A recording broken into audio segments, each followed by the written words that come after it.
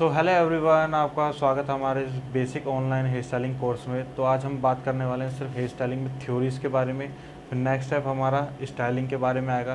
तो क्या इस वीडियो में आज क्या क्या हम कवर करेंगे, तो सबसे पहले मैं उसके बारे में बता देता हूँ आपको। तो सबसे पहला टॉपिक हमारा है सेक्शन एंगल, उसके बाद है सेक्शन एरिया विद नेम, फिर हम प्रोडक्ट नॉलेज करेंगे। प्रोडक्ट नॉलेज के बाद फिर हम इंस्ट्रूमेंट नॉलेज करेंगे। तो ये भी बेसिक फंडामेंटल है, सिर्फ बेसिक ही होगा, इसमें कुछ ज़्यादा क्रिएटिव नहीं होगा, एडवांस नहीं होगा। तो ये हमारा आज का वीडियो का टॉपिक है। तो सबसे पहले हम देख लेते हैं अपना how to get section angle. तो हमारे कितने टाइप्स के एंगल होते हैं, सबसे पहले उसको देखना हमें बहुत ज़रूरी है, क्योंकि ये बेसिक फंडामेंटल अगर आपके फ्यूचर में क्लियर नहीं होंगे तो फ्यूचर में आपको प्रॉब्लम हो सकती है स्टाइलिंग में। क्योंकि बेसिक में क्या होता है, थ्योरी प्रैक्टिकल और थ्योरी ये दोनों चीज़ें अलग होती हैं। थ्योरी हम एक बार कंप्लीट कर लेंगे तो हमें लाइफ में कभी आगे क्लास लेने की जरूरत नहीं पड़ेगी थ्योरी में। हम सिर्फ हेयर स्टाइलिंग देखने के बाद ही हेयर स्टाइलिंग सीख सकते हैं। बट आपकी थ्योरी कंप्लीट नहीं होगी बेसिक की, तो आपको लाइफ में आगे प्रॉब्लम हो सकती है। तो इसलिए सबसे पहले थ्योरी अपने कॉपी पेन जरूर निकालना। कॉपी पेन निकालने के बाद नोट्स जरूर बनाना। वीडियोस के चक्कर में मत रहना कि वीडियोस रहेगी तो हम करते रहेंगे, देखते रहेंगे, करते रहेंगे, तो वो चीज़ें गलत होती है। टेक्नोलॉजी के भरोसे मत रहना, अपने एक कॉपी पेन लेना जरूर और नोट्स ज़रूर बनाना। कुछ प्रॉब्लम हो तो आप मुझे कमेंट कर सकते हो, व्हाट्सअप नंबर है, व्हाट्सअप भी कर सकते हो। कोई चीज़ आपको नहीं समझ में आ रही है तो मैं उसको दोबारा ही बताऊंगा, ऐसी कोई बात नहीं है कि एक ही बार बताऊंगा, तो आप उससे पूछ सकते हो। तो सबसे पहले सेक्शन एंगल, फिर उसके बाद सेक्शन एरिया। तो सबसे पहला how to get section angle. तो हमारे कितने टाइप्स के एंगल होते हैं स्टाइलिंग में और हेयर कट में थोड़ा सिमिलर ही होता है, थोड़ा बहुत, ज़्यादा कोई डिफरेंस नहीं होता। सबसे पहला हमारा है हॉरिजॉन्टल होता है ऐसे। जब हम कोई भी सेक्शन ऐसे निकालते हैं, जैसे ये है, यहाँ से हमने, ये हमारा साइड एरिया है, जो हम साइड एरिया इसका देखेंगे, ठीक है, ये ईयर,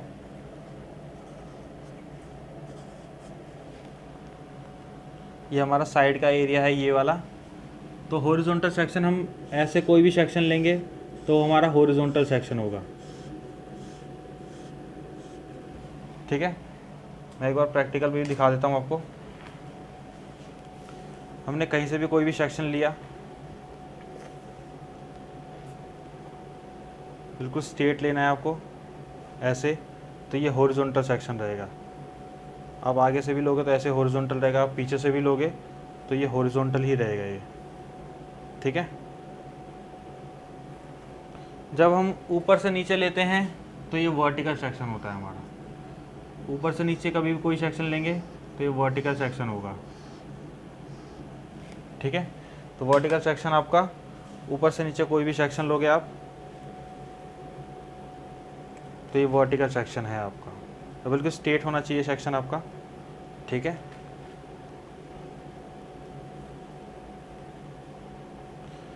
उसके बाद नेक्स्ट है डायगोनल सेक्शन। डायगोनल सेक्शन आपके तिरछे सेक्शन होते हैं, और वो दोनों साइड से हो सकते हैं। आपके यहाँ से भी डायगोनल हो सकते हैं या यहाँ से भी डायगोनल हो सकते हैं वो, ठीक है। तो टेढ़े और तिरछे सेक्शन निकलते हैं। एक तो हमने वर्टिकल निकाल लिया, ठीक है, उसके बाद हॉरिजॉन्टल निकाल दिया। हॉरिजॉन्टल के बाद फिर डायगोनल, तो तिरछे सेक्शन ऐसे लेने हैं आपको, ठीक है। जो तिरछे सेक्शन होंगे वो हम बैक साइड से भी ले सकते हैं, साइड से भी ले सकते हैं, कहीं से भी ले सकते हैं, लेकिन एंगल निकालने का तरीका होता है। जैसे मैंने किसी को बोला कि बैक साइड से आपको हॉरिजॉन्टल सेक्शन लेना है, तो आप समझ जाओगे कि बैक साइड ये पीछे वाला है, यहाँ से हॉरिजॉन्टल सेक्शन ऐसे लेना है, ठीक है। वर्टिकल सेक्शन ऐसे लेना है और डायगोनल सेक्शन ऐसे लेना है, ठीक है। तिरछे चाहे यहाँ से ले सकते हो, यहाँ से ले सकते हो, यहाँ से ले सकते हो, यहाँ से ले सकते हो, ठीक है। तो ये हमारे 3 टाइप्स के ही एंगल होते हैं। तो इसको कॉपी में नोट्स जरूर बना के रखना है इसका। फिर आते हैं सेक्शन एरिया विद नेम, के पर्टिकुलर एरिया को हम क्या बोलते हैं, उस चीज़ को भी जानना बहुत ज़रूरी है। तो सबसे पहले हम सेक्शनिंग करते हैं। तो सबसे पहले सेंटर पार्टी, ये हमारा पूरा बैक साइड है, ये पूरा हेयर का एरिया हमने पूरा लिया हुआ है, हेयर। तो हमें सबसे पहले बैक साइड निकालना है फ्रंट से। तो हमेशा कान आप सेंटर से निकालोगे तो नोज़ है, नोज़ से पूरा सेंटर लोगे पीछे तक, ठीक है। लेने के बाद फिर फुल बैक लेना है, फुल पीछे तक। तो सेंटर पार्टीशन आपका फुल बैक तक हो गया ये, ठीक है, सेक्शन। उसके बाद और ये वर्टिकल ही लेना है आपको, ठीक है। और कभी भी सेक्शन, और उसके बाद सेकंड सेक्शन है हमारा ईयर टू ईयर, तो वो हमेशा कान के बीचों बीच में, ये कान देख रहे हो आप, कान के हमेशा बिल्कुल बीचों बीच में रहेगा। और आपको जहाँ पे आपको सेक्शन चाहिए तो लेफ्ट हैंड के फिंगर को आपको होल्ड रखना है उसके ऊपर ही, उसके ऊपर होल्ड रखना है जहाँ पे आपको सेक्शन चाहिए, ठीक है। होल्ड रखने के बाद हमेशा टेल को उनके टेल से निकालना है, ऐसे सेक्शन नहीं निकालना, कि बहुत से लोग ऐसे सेक्शन निकालते हैं स्टाइलिंग में, वो स्टाइलिंग के लिए नहीं होता, कटिंग के लिए होता है, क्योंकि बाल गीले रहते हैं उसमें। तो टच करना है, ठीक है। और स्कैल्प से चलना चाहिए आपका, ये नहीं कि ऊपर ऊपर से आपने सेक्शन निकाल दिया, स्कैल्प के अंदर टच करके पूरा सेक्शन लेना है। और फिंगर के साथ टच करोगे तो फिंगर अपनी निकालोगे इसके टेल कोम की हेल्प से आगे, फिर अपना सेक्शन निकालोगे पूरा क्लियर, ठीक है। सेम ऐसे ही दूसरी साइड भी करना है आपको।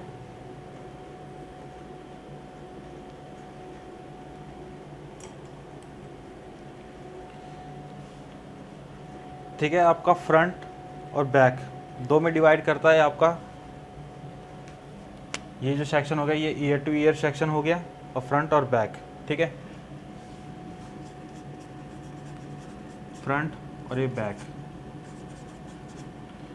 फ्रंट और बैक को डिवाइड कर दिया। तो ये जो चारों सेक्शन है, ये इस सेक्शन को बोलते हैं प्रोफाइल सेक्शन,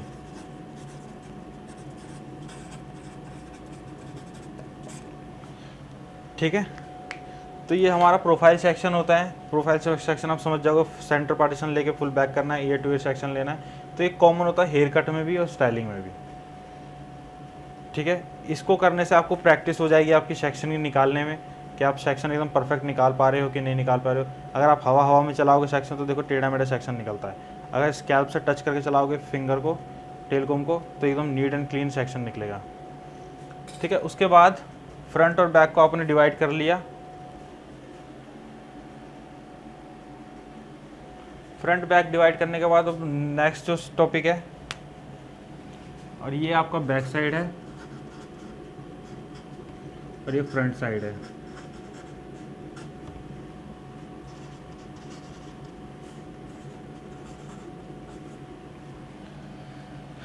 ठीक है। कान के जस्ट ऊपर से हॉरिजॉन्टल सेक्शन लेना है। कान है ईयर, सेक्शन लिया आपने, तो नीचे वाला जो सेक्शन होता है इसको बोलते हैं नेप एरिया। आपने कान है, कान के ऊपर से सेक्शन लेना है आपको हॉरिजॉन्टल, और दूसरे कान के ऊपर आपको फिंगर रखनी है, एक फिंगर रखनी है। फिर यहाँ से आप चलाओगे पूरा सेक्शन आगे निकाल के, फिर अपनी लेफ्ट हैंड की फिंगर से तब सेक्शन निकालोगे, ठीक है। तो नीचे वाला सेक्शन आपका है नैप सेक्शन, इसको बोलते हैं नैप एरिया, ठीक है। ऊपर वाला ये बचा आपके पास क्राउन, इसको पूरे को क्राउन ही बोलते हैं,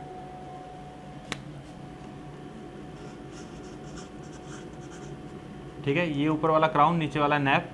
और क्राउन में भी आपके पास दो सेक्शन होते हैं, दोनों को हाफ करोगे तो ऊपर वाला होता है अपर क्राउन और नीचे वाला होता है लोअर क्राउन,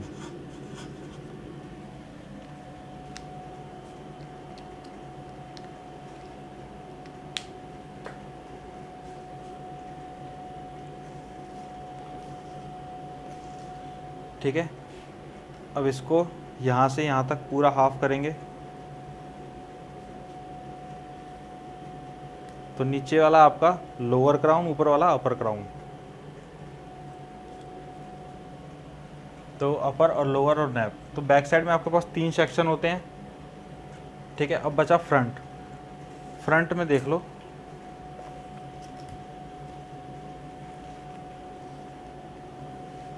फ्रंट में आईब्रो है, आईब्रो का आर्च जहाँ से बनेगा, आईब्रो सीधा जाता है जहाँ से बैंड होता है आईब्रो, वहाँ से आपको स्ट्रेट लेना है सेक्शन, ठीक है। सेम दूसरी साइड,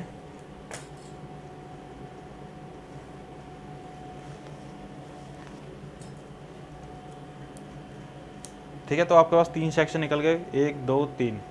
तो इन सेक्शनों को क्या बोलते हैं उसको भी देख लेते हैं हम।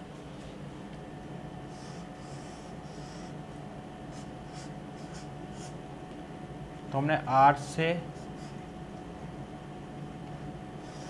सेक्शन निकाला पूरा, तो ये हमारा सेक्शन जो ये है, ये वाला ही सेक्शन है, इसको बोलते हैं बॉक्स सेक्शन। और ये आपका राइट हैंड साइड और ये लेफ्ट हैंड साइड। तो ये आपका राइट साइड और ये लेफ़्ट साइड। तो टोटल 6 सेक्शन हो गए हमारे पास, बॉक्स, राइट और लेफ़्ट, और पीछे की साइड हो गया हमारे पास अपर क्राउन, नीचे का लोअर क्राउन और फिर नैप एरिया। तो ये टोटल सेक्शन हो गए। कोई कन्फ्यूज़न नहीं है किसी में, कोई कन्फ्यूज़न हो तो आप मुझसे पूछ सकते हो दोबारा, कोई नो इशू।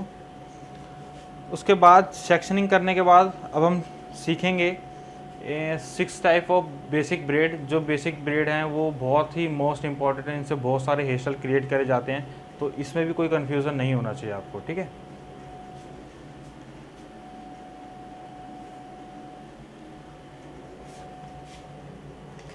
तो फर्स्ट बेसिक ब्रेड है हमारी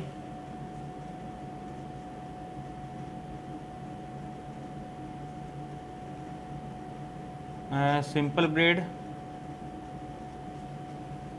फिर दूसरा है फिश टेल, थर्ड नंबर पे है 3D fish tail, fourth number पे है मैट, फिफ्थ नंबर पे है फ्रेंच, सिक्स नंबर पे है डच। तो ये 6 बेसिक ब्रेड हैं, इनमें कोई कन्फ्यूज़न नहीं होनी चाहिए। इनसे बहुत सारे हेयर स्टाइलिंग बनते हैं, एडवांस के भी और बेसिक के भी, ठीक है। तो सबसे पहले हम सिंपल ब्रेड करेंगे।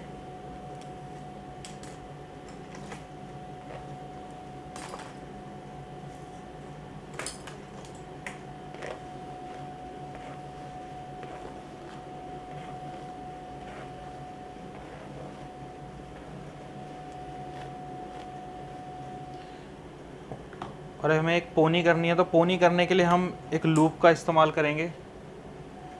तो लूप कैसे बनाना है, आपको 2 रबड़ लेनी है, ठीक है। मैं थोड़ा क्लोज से दिखा देता हूँ आपको। 2 रबड़ लेनी है, ठीक है। नीचे वाली रबड़ जो रेड वाली है वो इसके अंदर डाल के फिर वापस निकालनी है उसको,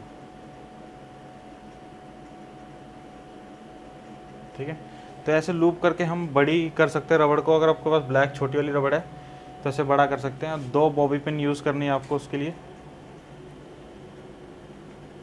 ठीक है, दोनों साइड पे, ठीक है। तो 3 स्टैंड हमने करे, 1 2 3।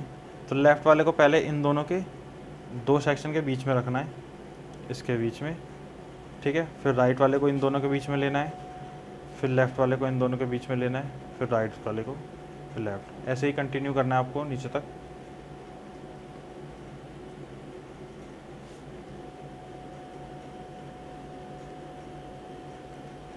ठीक है। अब उसके बाद नेक्स्ट है फिश टेल। फिश टेल में आपको 2 सेक्शन इक्वल डिवाइड करने हैं, ठीक है, और एक साइड से सेक्शन लेना है और उसको राइट वाले को लेफ़्ट साइड मर्ज करना है, ठीक है। याद रही ये यही सेक्शन आपका घूम के पीछे से ना आए, तो इसको आगे की तरफ होल्ड रखोगे आप, ठीक है। फिर लेफ़्ट साइड से सेक्शन लोगे,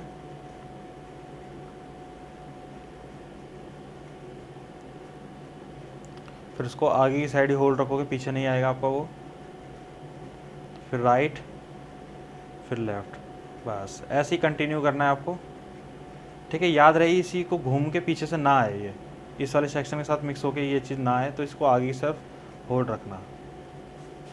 तो ये फिश टेल को हम खजूरी भी बोलते हैं, तो नाम में कोई कन्फ्यूज़न ना हो।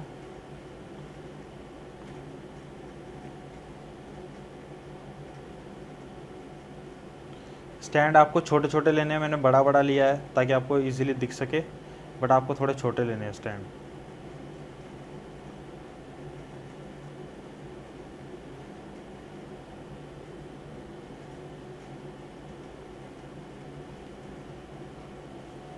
ठीक है, इसका लुक ऊपर से और नीचे से दोनों साइड से सेम आता है। अब है हमारी 3D फिस्टेल। 3D फिस्टेल भी कुछ सेम ही है, बट उसका इफेक्ट चारों तरफ से एक जैसा होगा। सेम वैसे 2 पार्ट करने हैं आपको। 2 पार्ट करने के बाद साइड से एक सेक्शन लेना है, साइड का सेक्शन लेने के बाद उसको 2 पार्ट में डिवाइड करना है, एक ऊपर से और एक नीचे से लेना है, जैसे हम फिस्टेल में लेते हैं। Same other side 2 section divide करोगे, एक ऊपर से और एक नीचे से लोगे उसको, और आगे की साइड ही रखना है। देखो दोनों सेक्शन मेरे दिख रहे हैं, तो दोनों आगे की साइड होल्ड करके रखना है, पीछे ना आए वो। इस चीज़ का भी आपको बहुत ध्यान रखना है।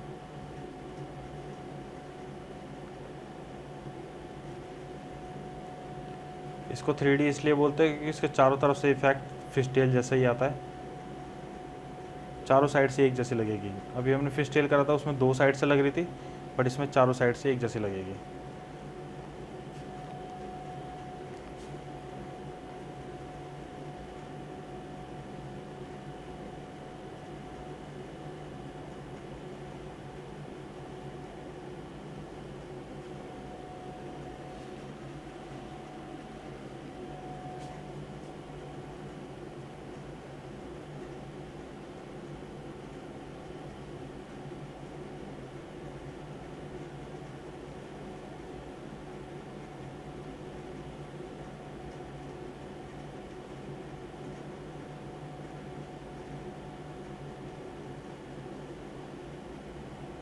ठीक है, यहाँ से भी, नीचे से भी और इस साइड से भी, चारों साइड से सेम लगेगी। एक बार ज़रूर प्रैक्टिस करना इसकी। फिर नेक्स्ट है हमारा मैट। मैट बोलते हैं चटाई को। तो चटाई जैसा लुक क्रिएट करना है आपको, तो उसमें 4 स्टैंड होते हैं। तो 4 स्टैंड आप इक्वल लोगे। ठीक है, 4 स्टैंड लेने के लिए आप पहले हाफ करोगे, फिर हाफ का हाफ करोगे।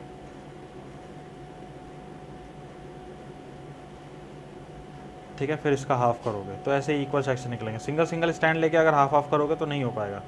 तो 4 स्टैंड इक्वल लेने हैं आपको, 1 2 3 4। तो राइट वाले को आपको छोड़ देना है। ठीक है, लेफ़्ट वाले को पहले सिंपल ब्रेड बनानी है। ठीक है, सिंपल ब्रेड बनाने के बाद फिर लेफ़्ट वाले को नीचे की साइड से लेना है आपको, राइट वाले को छोड़ना है। फिर लेफ़्ट से ब्रेड बनानी है। जब राइट वाले की बारी आएगी अंदर करने की, तो उसकी जगह पे नीचे से लेना है आपको सेक्शन ये।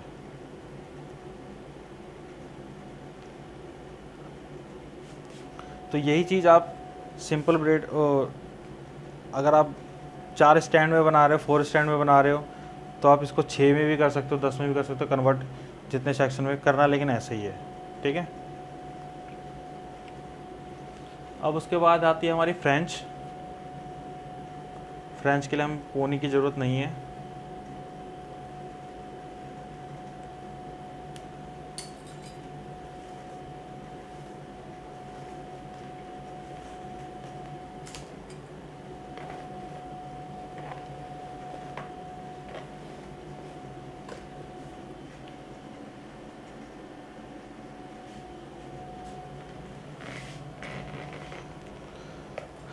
फ्रेंच हम ज़्यादातर वैसे आगे से ही स्टार्ट करते हैं।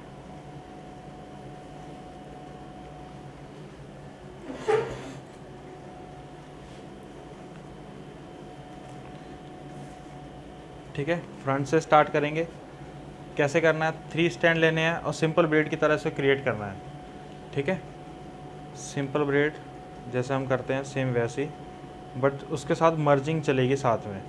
जैसे अभी ये हो गया है हमारा कंप्लीट, तो इसके साथ मर्ज करना है साइड का सेक्शन। और याद रहे सेक्शन आपका पूरा पीछे तक जाना चाहिए। कुछ लोग होते हैं बस आगे आगे से सेक्शन उठा लेते हैं, वो चीज़ नहीं होगी। पूरा पीछे तक सेक्शन को लेना है आपको।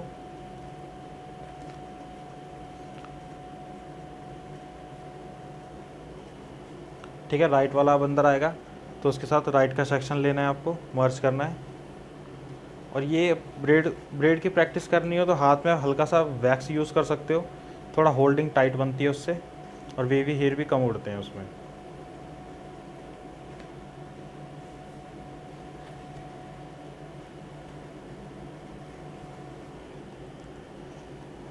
सेम ऐसे ही कंटिन्यू करना है आगे तक, और ये पूरा पीछे तक करना है जहाँ तक आपको चाहिए।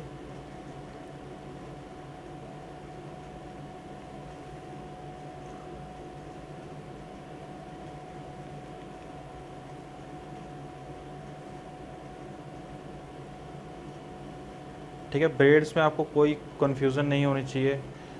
कुछ प्रॉब्लम हो तो एक बार पूछ भी सकते हो आप।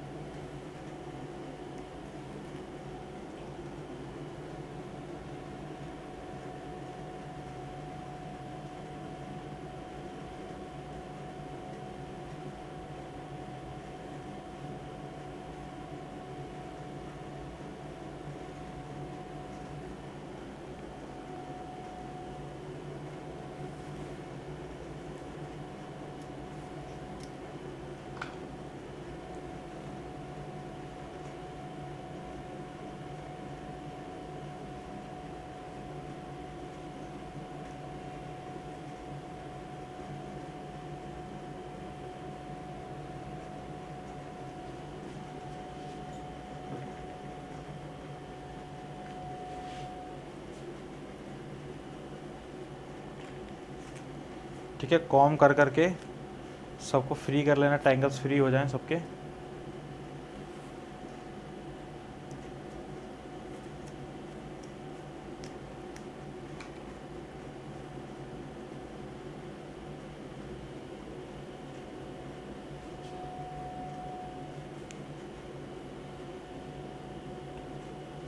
तो ये नैप एरिया जब आएगा उसका ब्रेड का, तब आपको थोड़ा सा ध्यान रखना है, क्योंकि नीचे की साइड लूज़ रह जाती है ब्रेड बहुतों की।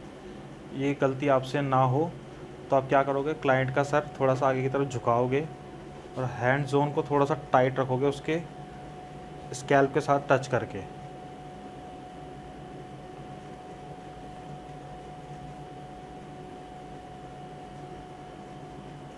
ठीक है,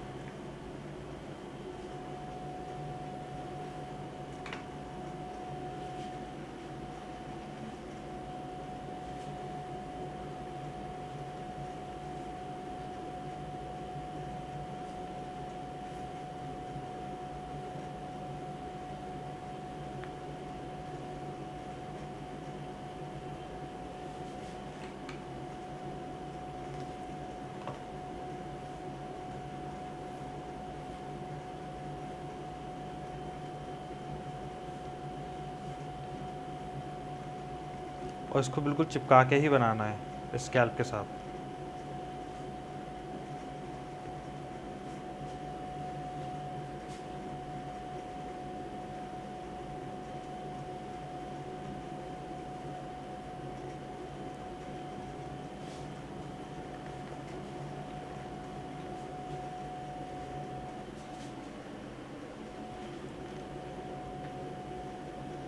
ठीक है, अब उसके बाद है हमारे नेक्स्ट है डच। डच बिल्कुल फ्रेंच की अपोजिट ही होती है। जैसे हम फ्रेंच में ऊपर से सेक्शन लेके मर्ज करते हैं, और सेम इसका उल्टा करना है, आपको नीचे से सेक्शन लेना है।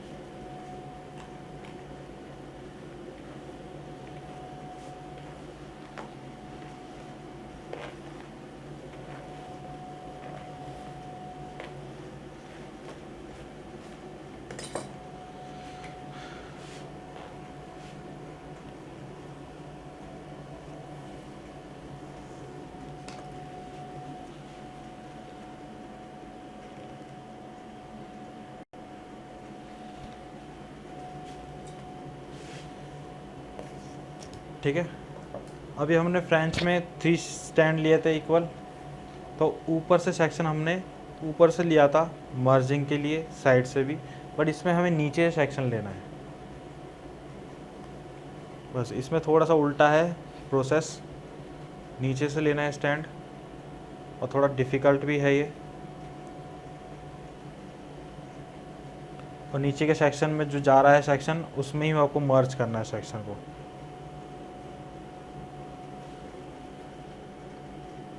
ठीक है, ये सेक्शन नीचे से जाएगा तो इसके साथ आपको मर्ज करना है।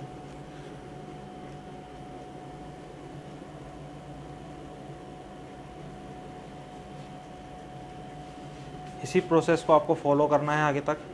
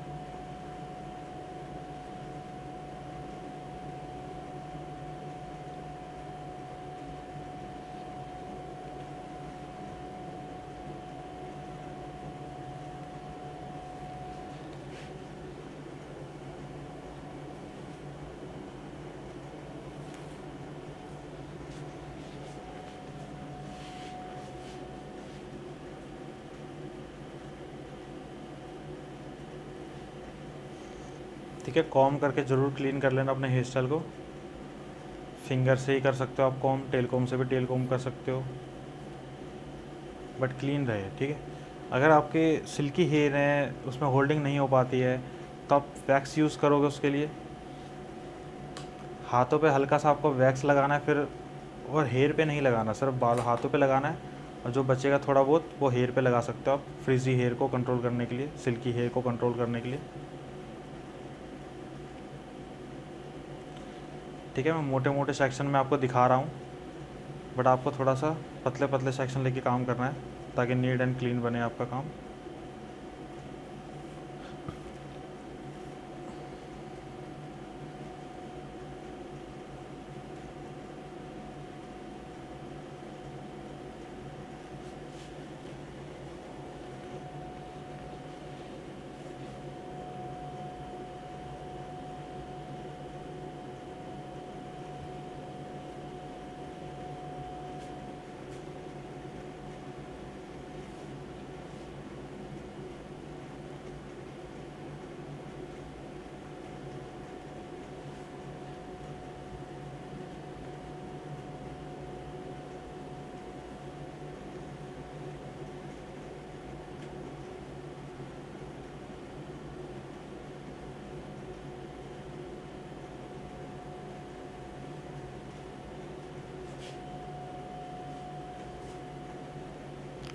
ठीक है, इसमें साइड के सेक्शन आपको अंदर लेने हैं, ये साइड साइड साइड साइड का बीच में लोगे, फिर साइड का बीच में।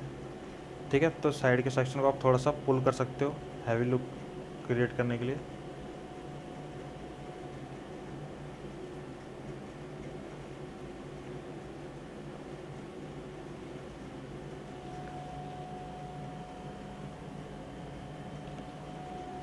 ठीक है, तो ये हमारी डच ब्रेड, तो ऑलमोस्ट हमारी ब्रेड कंप्लीट हो चुकी है। तो ब्रेड में कोई कन्फ्यूज़न नहीं होना चाहिए, एकदम परफेक्ट हो जाए आपका हाथ, ऐसी कोशिश कर रखना अपनी, और देखने से आपको पता चल जाए कौन सी ब्रेड है।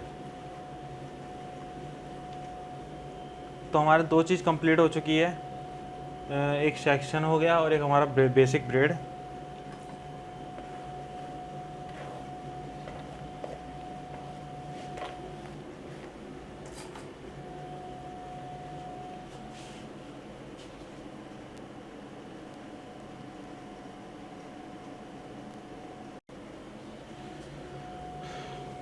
तो नेक्स्ट टॉपिक है हमारा कि इंस्ट्रूमेंट नॉलेज।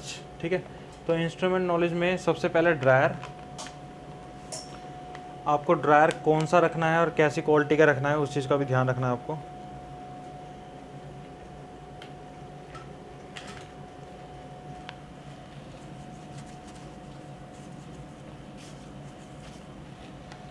तो ड्रायर आपको हमेशा रखना है 2200 से 2500 वॉट तक। ठीक है, तो ड्रायर के हीट का देखो, ड्रायर अगर अच्छी कंपनी का लोगे, जैसे मैंने आइकॉनिक का ले रखा है, ठीक है, तो ये 2200 वॉट का है। अब 2200 से 2500 वॉट का लोगे तो ज़्यादा बेस्ट रहेगा, क्योंकि 2200 और 25 वॉट में क्या फ़र्क होता है, इसमें हीट थोड़ी ज़्यादा होती है और फ़ैन की स्पीड थोड़ी ज़्यादा होती है, तो उससे आपका काम थोड़ा वर्क थोड़ा ज़्यादा होता है। किसी के अगर बाल सुखाने हो, ब्लो ड्राई करना हो, अगर आपकी हीट अच्छी नहीं होगी तो आपको काम करने में बहुत ज़्यादा टाइम लग सकता है। तो इस चीज़ का ध्यान जरूर रखना कि अच्छी हीट का, प्रॉपर हीट का आप एक ड्रायर लो, और जिसकी वायर थोड़ी लंबी हो। इसकी भी 3 मीटर वायर है, 3 से 4 मीटर वायर होती है, तो वायर हमेशा लंबी लेनी है। और प्लस प्लग का भी देखना, प्लग थोड़ा हैवी हो, क्योंकि ड्रायर से हमेशा प्लग जल जाते हैं, ख़राब हो जाता है ड्रायर, तो उस चीज़ की प्रॉब्लम ना हो आपको लाइफ में। तो इस चीज़ का हमेशा थोड़ा ध्यान रखना। उसके बाद हमारा नेक्स्ट है टोंग। तो टोंग आपको देखो, टोंग के साइज आते हैं, आपको 3 टोंग कंपलसरी रखनी है। ठीक है, 19 नंबर स्मॉल में 19 नंबर का साइज़ रखना है, मीडियम में 25 नंबर और लार्ज में 32 नंबर। ठीक है, टोंग आप किसी भी कंपनी का ले सकते हो। ठीक है, उसमें भी वायर का आप चेक कर लेना ज़रूर। अगर आइकॉनिक में ले रहे हो तो आइकॉनिक में देखो साइजेस लिखे हुए आते, 32 नंबर यहाँ पे। और नीचे की साइड एक चीज़ हमेशा ध्यान रखना, नीचे आइकॉनिक उभरा हुआ लिखा ज़रूर रहे, क्योंकि बहुत सी कंपनी आइकॉनिक की है जो कॉपी बेचती है, उसमें ये चीज़ नहीं होती, तो इस चीज़ का आप ध्यान रखना आइकॉनिक में। तो ये चीज़ नहीं होती कॉपी में। कॉपी में अगर रियल लोगे, ओरिजिनल लोगे, तो उसमें उभरा हुआ ये ज़रूर लिखा रहता है आइकॉनिक, बट कॉपी में नहीं होता। तो आपको 3 साइज़ रखने हैं, 32 नंबर, 25 नंबर और 19 नंबर। 32 नंबर आपको वहाँ यूज़ करनी है कर्ल्स के लिए जहाँ आपके पास लेंथ ज़्यादा है बालों में। अगर 19 नंबर से करोगे तो आपके कर्ल छोटे आएंगे और प्लस आपको काम करने में भी ज़्यादा टाइम लगेगा। तो लॉन्ग हेयर पे 32 नंबर, मीडियम हेयर पे 25 नंबर और छोटे बालों पे 19 नंबर से आप कर्ल्स कर सकते हो।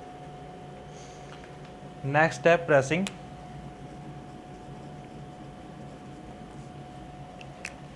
प्रेसिंग देखो, स्टाइलिंग में प्रेसिंग अलग यूज़ होती है और स्ट्रेट करने के लिए प्रेसिंग अलग यूज़ होती है।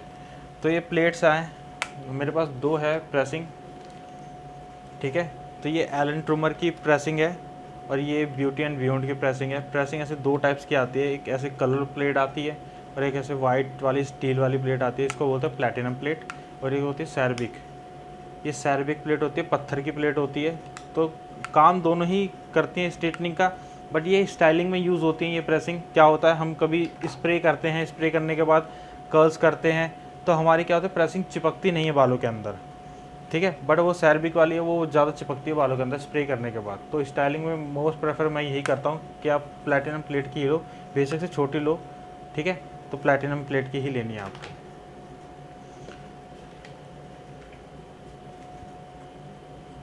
ठीक है। तो ये आपके टूल में ये 3 चीज़ें तो होनी चाहिए आपके पास, प्रेसिंग, प्लैटिनम वाली,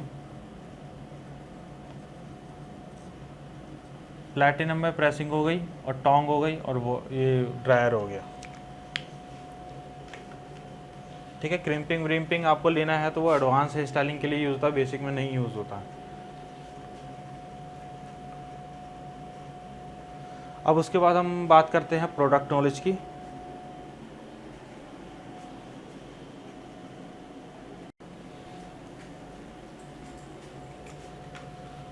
अब बेसिक प्रोडक्ट की बात कर लेते हैं हम। तो सबसे पहला है स्प्रे, ठीक है। स्प्रे आपको लेना है टाफ्ट का 4 नंबर और 6 नंबर, ठीक है। 4 नंबर और 6 नंबर मैं आपको दिखा देता हूँ। जैसे ये 4 नंबर है, टाफ्ट स्प्रे का नाम है, ब्रांड शॉर्टस्कॉप, ठीक है। तो 4 नंबर ऐसे ही आता है 6 नंबर, ठीक है। तो 4 नंबर थोड़ा सा लाइट होता है, जैसे इसमें आते हैं 3, 4, 5, 6। तो आप 3 नंबर का थोड़ा लाइट होगा, 4 नंबर का स्ट्रॉन्ग होगा, 5 नंबर का उससे स्ट्रॉन्ग होगा, 6 नंबर का सबसे स्ट्रॉन्ग होगा। तो आप फिक्स करने के लिए 6 नंबर का स्प्रे यूज़ करोगे एकदम फिक्सिंग के लिए। जब आपको लगे आपका वर्क कंप्लीट हो गया है, आपको स्टाइलिंग और कुछ करना नहीं है, लास्ट फाइनल है, तो उस पर ऊपर से लास्ट फिक्सिंग के लिए 6 नंबर यूज़ करोगे और 4 नंबर आप लाइट यानी कि वर्क करते करते यूज़ करोगे। क्योंकि इससे क्या होता है, आपका कोई डिज़ाइन अगर गलत हो गया है, चेंज करना है आपको, तो रीशेप कर सकते हो। 4 नंबर वाला रिमूव हो जाता है एक कॉम से, बट ये थोड़ा स्टिकी हो जाता है 6 नंबर का, तो वो चेंज करने में बड़ी प्रॉब्लम आती है। तो लास्ट में फाइनल ही करना है। फिर उसके बाद नेक्स्ट है वैक्स।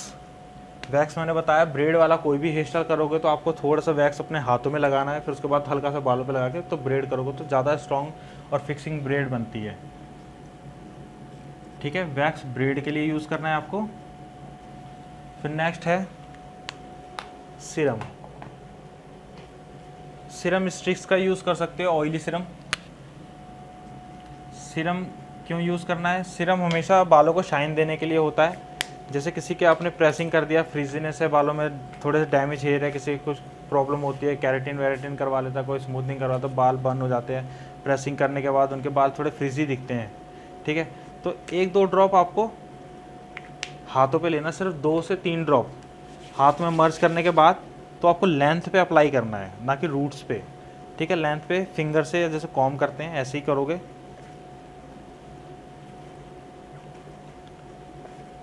बस, ठीक है। प्रेसिंग कंप्लीट करने के बाद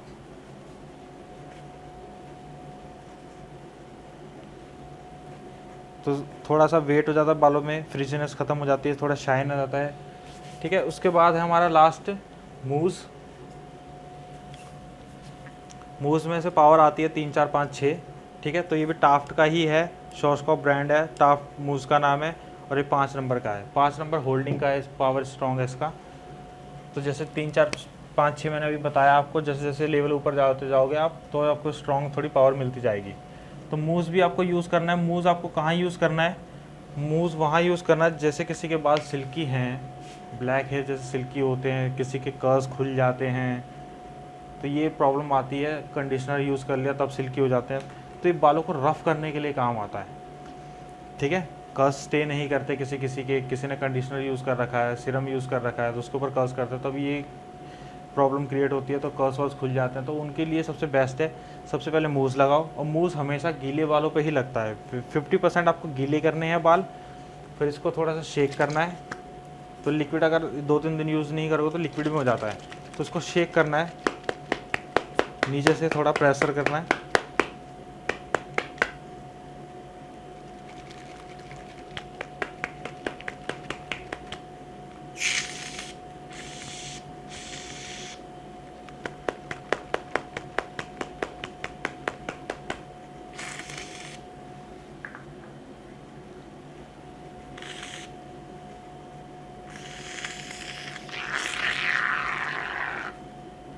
ठीक है, इसको नीचे की तरफ दबा के तब निकालना है, और ज़्यादा नहीं निकालना, थोड़ा थोड़ा निकालना है। और इसको हाथों पे ले सकते हो आप, कॉम से ले सकते हो, पैडल ब्रश ले सकते हो। तो उसमें लगाने के बाद लेंथ पे अप्लाई करोगे गीले बालों पे। गीले बालों पे करने के बाद फिर उसको स्ट्रेट ड्रायर करना है, देन उसके बाद आपको वर्क करना है। तो जिसके बाद सिल्की कंडीशनर वाले होंगे तो उन पर कर्ल्स थोड़ा स्टे करेगा, ठीक है। तो इस चीज़ का भी ध्यान रखना आप। तो ये 4 मोस्ट इंपॉर्टेंट है बेसिक प्रोडक्ट।